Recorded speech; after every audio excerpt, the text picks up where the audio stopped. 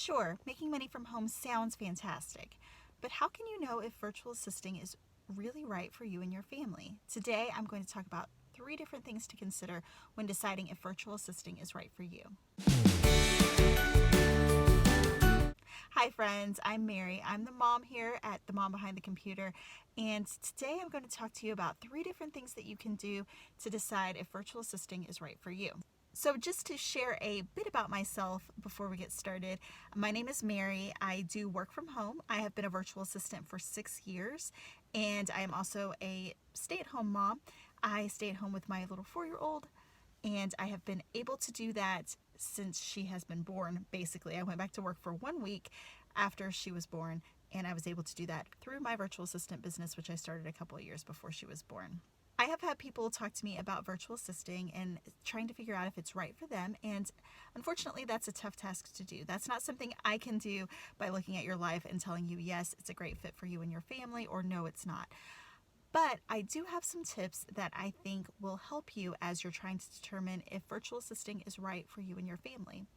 I totally recognize that virtual assisting is not right for everyone for a variety of reasons, and even at times it's not right in that season of life, but it may be right at another time. So I would really encourage you to kind of go through these steps and see if this is the right time and the right fit for you and your family. I would really encourage you to take these tips into consideration as you are finding out if it's right for you and your family in this season of life. Tip number 1, pray about it.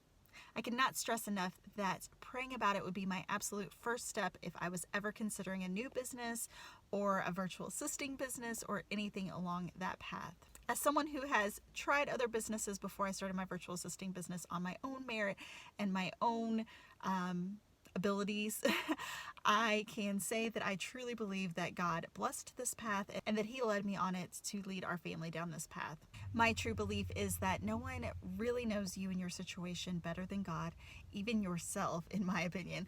And if you are a Christian, if you are a believer, the very first thing that you should do is take it to God and see if He has any strong opinions about if you should follow this path or not, and if it's right for your family or not.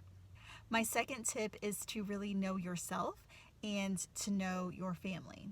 So this is something that you have to know on your own and not something that I can really guide you in. In my upcoming course, 10 Days to VA, which you'll find a link in the description box below if it's released. It's not released just yet. I share a wide range of personality quizzes that you can take to better know what your tendencies are and to take a better look at what your interests and where those might guide you. I think it's very important to know where your strengths lie and what skills that you already have from your own training and where your natural inclination is to learn so that you can best set yourself up for success in becoming a virtual assistant. For example, if I was to take on virtual assisting in the bookkeeping realm, in the bookkeeping niche, I would be miserable. I know, actually, from finding out from past experience in the traditional workplace, that I am not happy being a bookkeeper. I can do it on a basic level, but I am not happy with that.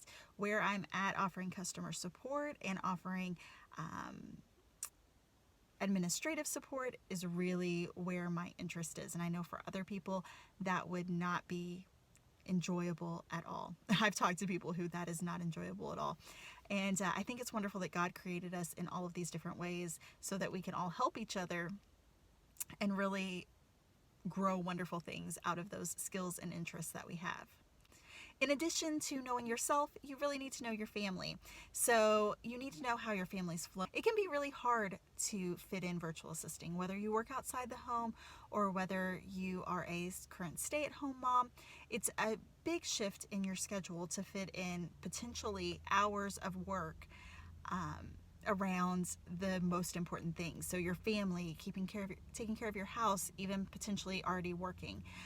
You really have to take a big look at your schedule and see what you're willing to do. That might mean waking up hours before anyone else does so that you can fit in a couple of hours of work. But you want to make sure that that doesn't take away from what you're contributing to your family, because that is the most important thing, I truly do believe.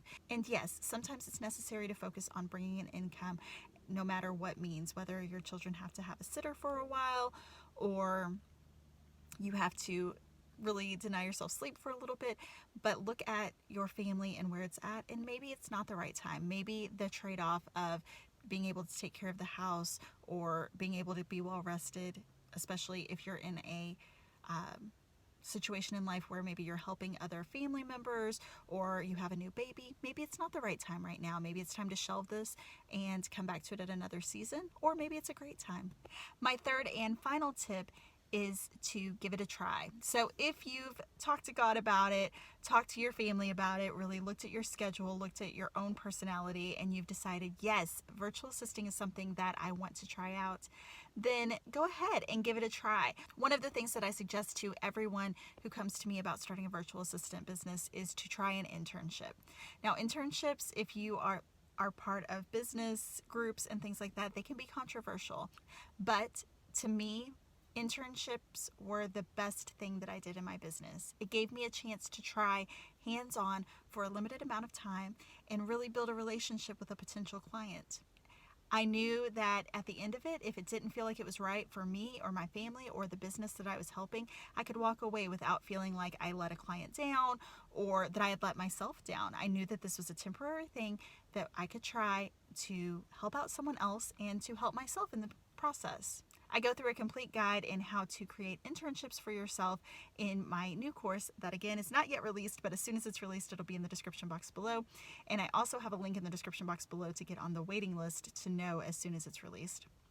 10 Days to VA, I show you how to create internship opportunities for yourself. So I am so excited for you as you are considering becoming a virtual assistant. Virtual assisting has made such a big change in my family. It has been a true blessing in my life and something that I know can be a blessing to other families.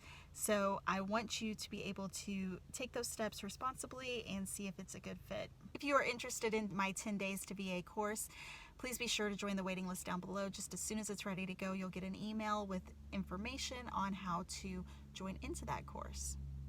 If you like this video, please give it a thumbs up. And if you'd like to see more videos about becoming a virtual assistant and how to really excel in a virtual assistant business, please be sure to hit the subscribe button. I'll have more of those coming soon. Thank you so much for watching, and I hope you have a blessed day. Bye-bye.